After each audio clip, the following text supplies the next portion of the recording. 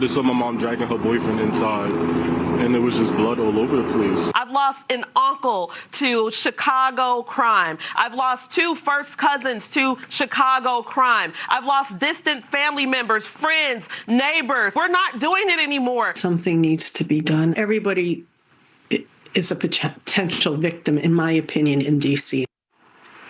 America's crime crisis is not isolated to one part of our country. It's nationwide, and it's impacting cities coast to coast. Residents are fed up with the bloodshed, and they want it to stop.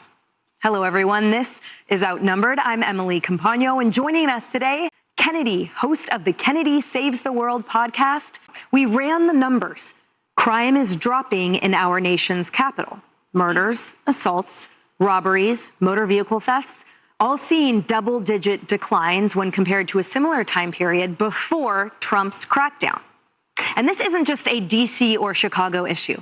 Americans across the country think crime is a #1 issue. In fact, 81% say it's a major problem for U.S. cities, and another 66% say it's a major problem for the entire country.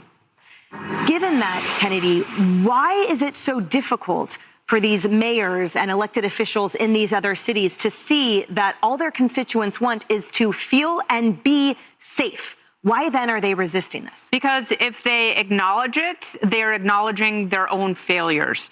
And all of these people either want to be reelected or they want to ascend to higher office.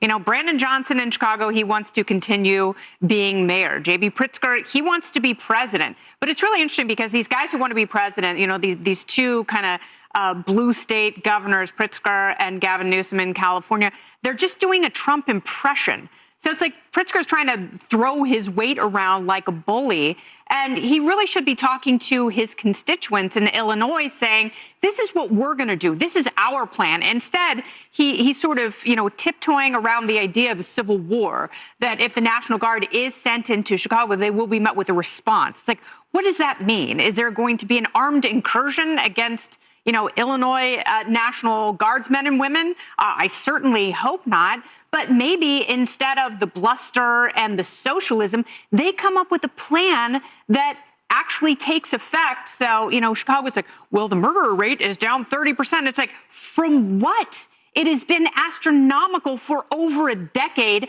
compared to every major city in the country. So it's like, awful is good enough. Do better for the people who live in Chicago and who live in the state because they want to feel safer, because they want to be safer.